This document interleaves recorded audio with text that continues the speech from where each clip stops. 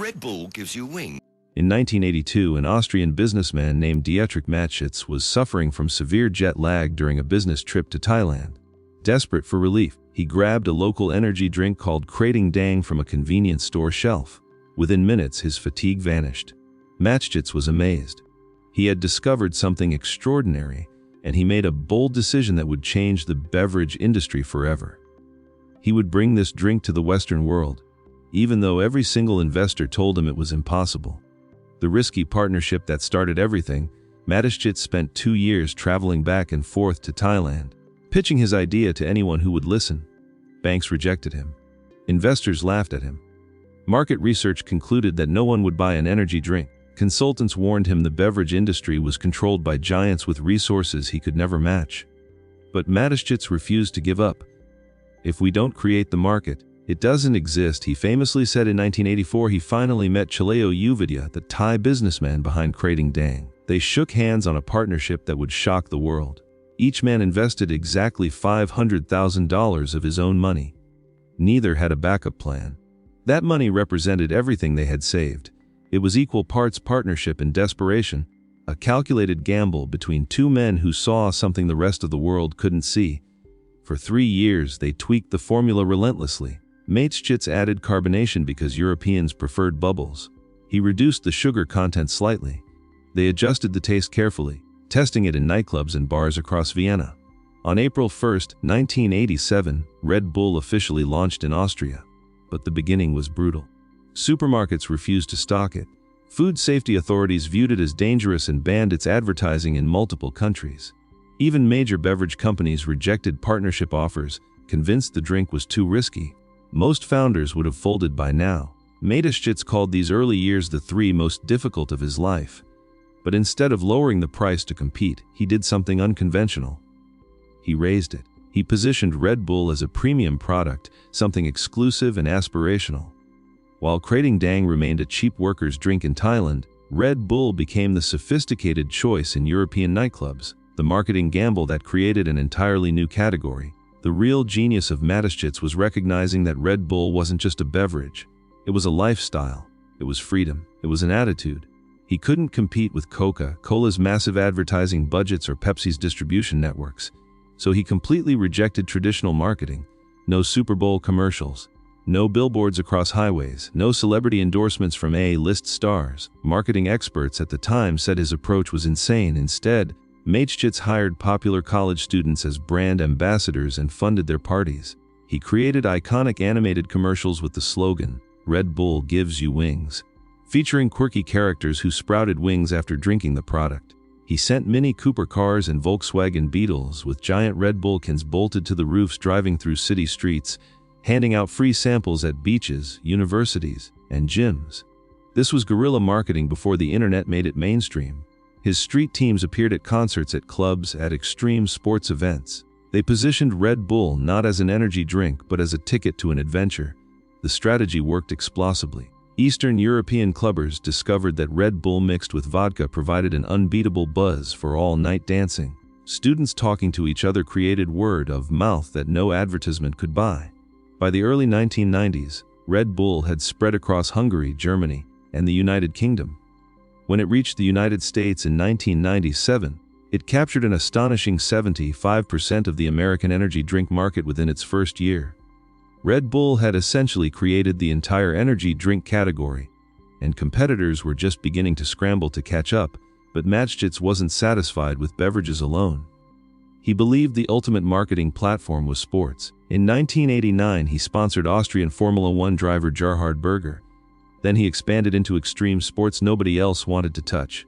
Cliff diving competitions, base jumping, skateboarding, motorsports, BMX racing, parkour. These weren't mainstream sports with television contracts and massive audiences. They were activities that embodied freedom, danger, and pushing human limits. Red Bull bought struggling sports teams instead of just sponsoring athletes. In 2004, when Ford discontinued its Jaguar Formula One team, Mateschitz purchased the entire failing operation for just $1. He renamed it Red Bull Racing and immediately hired legendary designer Adrian Newey with a $10 million annual salary and team principal Christian Horner. It was a massive gamble. Formula One races were expensive.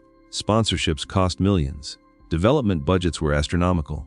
The team could barely afford fuel for testing, yet Mateschitz proved the risk was worth every penny. Between 2010 and 2013, Red Bull Racing and driver Sebastian Vettel won 4 consecutive Formula One championships, dominating the sport like few teams ever had.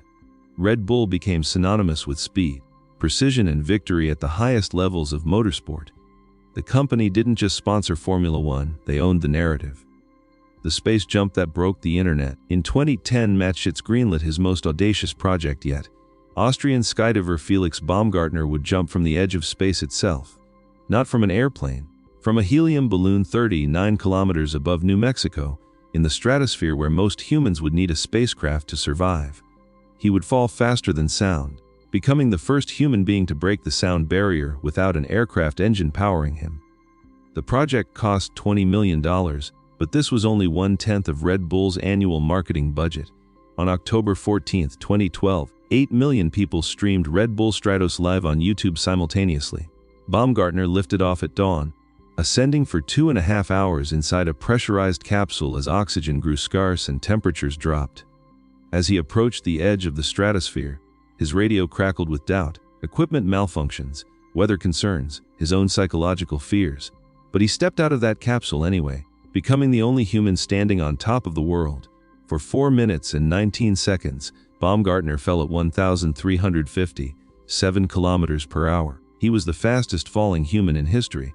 He broke the sound barrier with his body alone, with no engine, no aircraft, no vehicle. The moment his parachute opened and he drifted safely to Earth, the entire world erupted in astonishment.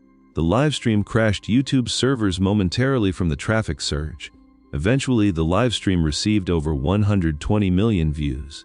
Red Bull's logo was everywhere on his suit, his helmet, his capsule. This wasn't advertising in the traditional sense. This was creating history that people chose to watch.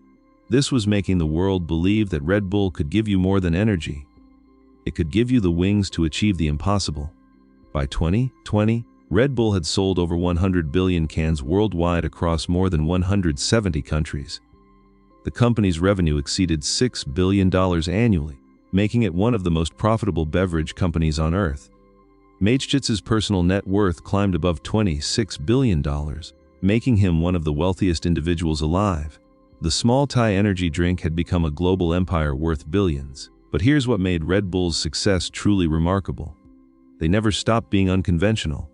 While competitors released dozens of new flavors and varieties, Red Bull maintained discipline with a focused product line. While other brands hired famous celebrities for multi-million-dollar endorsement deals, Red Bull created events that celebrities wanted to be part of voluntarily. While traditional companies measured success by quarterly earnings and shareholder returns, Mateschitz measured success by cultural impact and brand loyalty. Red Bull owned football clubs in Austria, Germany, the United States, and Brazil, developing young talent from grassroots levels to professional championships. They hosted the Red Bull Air Race Series and Cliff Diving World Championships. They produced their own media content through Red Bull Media House, creating thousands of hours of original programming annually. They sponsored musicians, dancers, and artists nobody else would touch. Every sponsorship, every event, every product decision aligned with a single philosophy: we are not selling beverages. We are selling the feeling of limitless potential. Dietrich Mateschitz took a business idea that investors unanimously rejected and transformed it into one of the world's most recognized brands. He did it not by following the rules of marketing, but by breaking them completely. He bet $500,000 that nobody else believed in. He gambled on college students when corporations relied on celebrities. He sponsored skydiving when everyone else thought advertising belonged on television. Red Bull's story reminds us that sometimes the biggest business opportunities hide in plain sight. Sometimes the biggest breakthroughs come from the people willing to take the biggest risks. And sometimes the most powerful marketing strategy is not to sell a product, but to embody a feeling that everyone wants to experience.